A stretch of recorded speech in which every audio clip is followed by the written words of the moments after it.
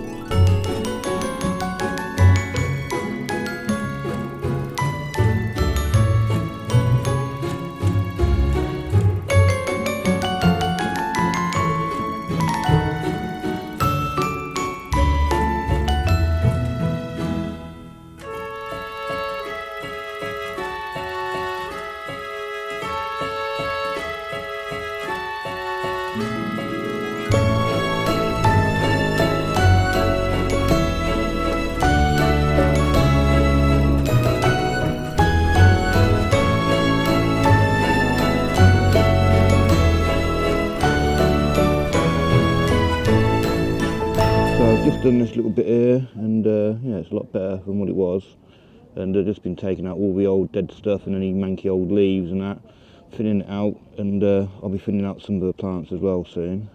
But at the moment it's going well, it's just taking a bit of time, but at least the sun's out. Okay, so that's the strawberry bed all thinned out, sorry, not thinned out, all the leaves, dead leaves and everything taken off, and I think you'll agree it doesn't look nowhere near as bad now. So I'm not going to take any of the little runners out. What I'm going to do is just keep an eye on the bigger plants in the summer.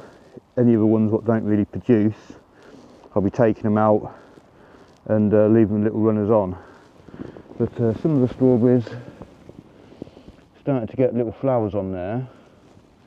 So what I'm going to do, if I've got a spare net in the shed, I'll probably net these, because if the strawberries start forming now, the little flowers, and they get a little black hole in the middle, that means that they've been frosted and they won't produce a strawberry. So I know we're still going to get some frosts maybe up until sort of May time. So what I'll do is I'll probably, like I say, get a net on these, just like a little debris netting, similar to what I've got onto a brassica netting here. So the next job I want to do, because I've got some enviromesh coming, hopefully it might be here today, but definitely early next week. So I'm just going to take the frame off from around the garlic, just so that when the net arrives I can just pop it straight over. I've got some little wire hoops to keep it off the garlic, but yeah, just want to get it all prepared, ready for that. So that's what I'm going to do next. Alright, so that's the garlic fence removed from around the garlic. Looks like I've lost about maybe 4 or 5 garlics over winter, either due to the wet weather or Noel's little tunnels, my little pet mole.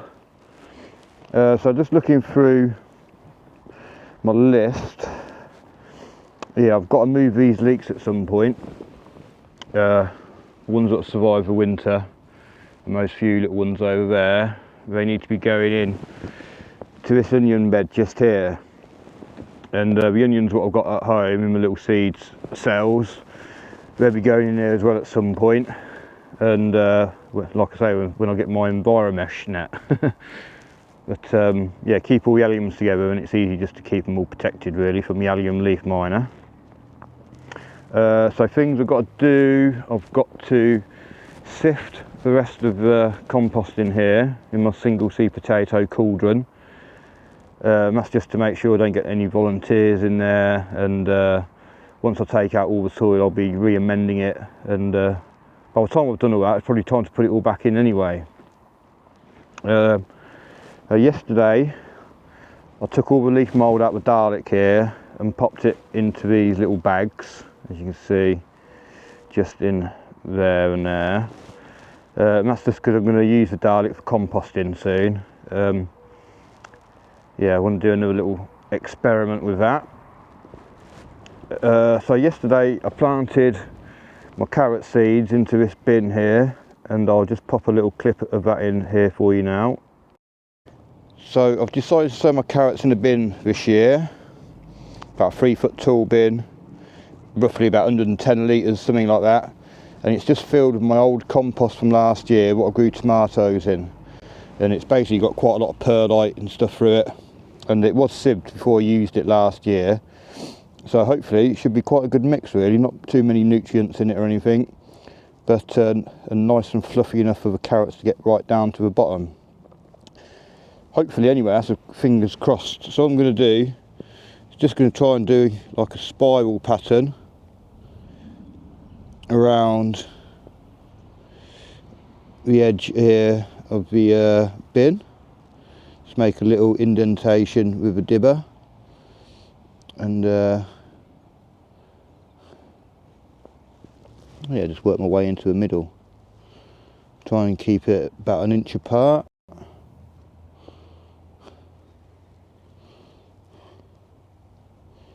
And work my way back round. Try and make it about a centimetre and a half deep.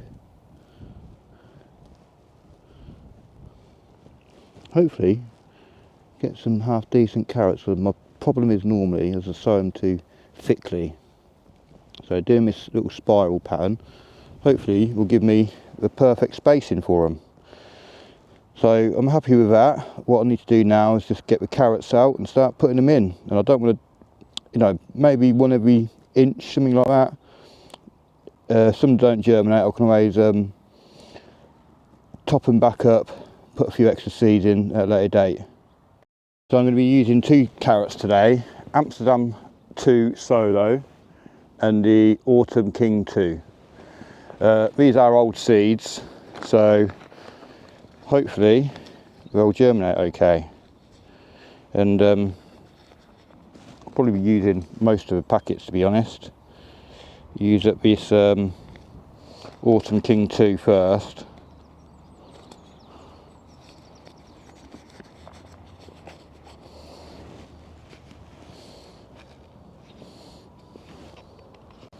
So that's all that packet gone. So what I'm going to do is just try and get a few, and I've already done far too many. Just little clusters really. Can always thin them out a bit later on.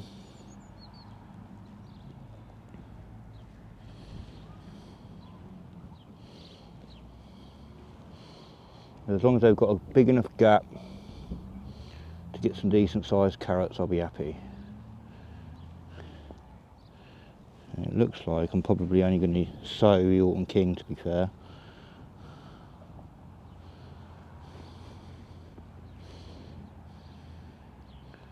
So that'll be my first sowing of carrots anyway. And like I say, if some of these don't come up, then I can put some more in its place, the Amsterdam Solo. So all I need to do now is flatten this back down. Just use a bit of wood, tamping it down.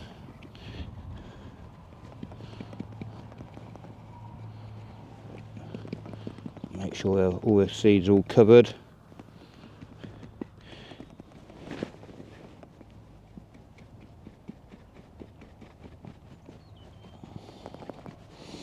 Okay. So what I'm going to do as well, if I think I need to, I could put some stakes in here to make like a little wigwam over it, and then put some enviromesh around it just to stop the carrot root fly. But I don't think there's that much of a problem with it down here yet, he says.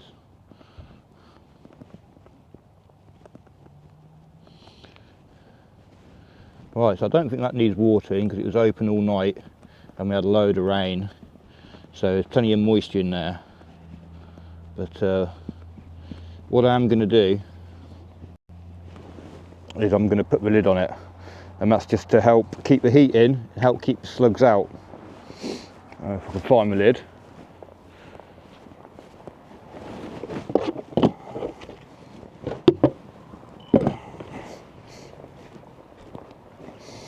So yeah, just keep the lid on it, keep the warmth in, keep the moisture in, keep checking it. You know, I'll check in about 3 or 4 days time and check it again, you know, quite regularly after that until they all germinate. So yeah, thank you very much for watching, and yeah, hopefully get some decent carrots this year. Yeah, so I did that yesterday, and obviously you won't be getting any germination, but I do see a red wriggler in there, so that's a good sign. In fact, there's another one just there. So as long as there's no slugs, in fact, checking in the lid there, I can see a couple of slugs, so I'm just going to get them out. So I just flick those slugs out, and I'm glad I checked that now, because they'd have been nibbling on all the little seedlings as they come up, because they've been trapped in there. So rather than checking it in about a week's time, I'm probably going to check it every couple of days now, before the carrots start to germinate. So I did turn the compost that was in here into this one when I first got back off holiday, and what I need to do now is turn this one into here. So that's another job I've got to do. Let's have a little look on here. Yeah, the leeks over here, sorry. I need to start harvesting more of these and making some more soups and that. Potluck soup was really delicious last time. But maybe make a leek and potato this next time. But the leeks, they're not very big in there now. There's a couple, but like that one there's a decent one, and maybe that one there. But all the others are either a bit small or bolted. So I mean, the smaller ones, I suppose I could move them over into the other onion bed over there. This brassica bed, I'll be leaving this for now because we've got a few little side shoots on the broccoli. But yeah, just leaving that as it is for now. So things to mention. I did go to Waitrose the other day to get some lunch because I was up near the garden centre and that. And I managed to get some coffee grounds, and there's just a bag of coffee grounds at the bottom. I just walked up to the entrance and noticed that there's a big bin outside with saying coffee grounds, please help yourself. And when I opened up the bin, I was expecting it to be in, you know, separate little bags, but it was just one big bin bag full of coffee grounds. So I basically just took the whole bin bag. So that was a good thing. I've mentioned my carrot sowing. The Aguilan nets, they're coming this week hopefully. The worm farm in here is doing okay, no more rodent activity. Got some leachate at the bottom there because it's been raining quite a lot. But what I'll be doing soon is I'll be removing this compartment here and filling that full of food, and that's just going to try and entice all the worms all the way over to this side, so that in a month or two I'll start to harvest the castings from here, because there won't be any worms in it, but they've all moved over like a little migration. That's the plan anyway. I'm hoping to get some wine cap mushrooms coming up in the wood chips this year. Scott from Cuckoo Cottage last year sent me a big bag of wine cap mycelium, and that just helps break down the wood chips, turn it into like a real nice dark compost quite quickly. So you do need a lot of wood chips to keep topping up, because the mycelium will keep eating it and well, consuming it. But I'm hoping that these wine cap mushrooms, which I've planted, you know, in the wood chips down here, and every junction of a path I planted a little clump of wine caps. I've planted some more just down here, some more somewhere down here, and I think I planted the last little bit was just over there. So they should all be coming up soon, in, you know, between now and May hopefully. So I'll be keeping my eye out for them, and not only do they improve the wood chips into soil more quickly, but they're edible, and they also create a symbiotic relationship with the plant roots, you know, in some cases doubling or maybe even tripling the root system. So in times of drought they can get water more easily, because the mycelium can get into the small pores of the soil where the roots can't get into, and yeah, basically it helps with any nutrients I need to get, and you know, all sorts of stuff like that. So all beneficial stuff. And yeah, I'm really looking forward to the wine caps hopefully coming up. So people think, oh, he's got a load of wood chip paths everywhere, he's wasting a lot of space, but actually I'm using them as a mushroom factory and composting factory as well, getting more and more, you know, compost ready for the plants. So yeah, that's just what I've been doing today. I think you'll all agree that the strawberry bed looks a lot better now. I'm a lot more happier with it, but still lots to do this month in March even. Getting ahead of myself, we're still in March, just started March, but yeah, rabbiting on. So I'm gonna go now, and I'll be back up tomorrow hopefully, sift some of that and hopefully turn a bit of this. Yeah, so I just got a couple of things other to mention actually. I watched Claire at Little Shed Diaries the other week, and she'd bought a soil blocker, and that's one thing I've been looking into about a year or so ago, but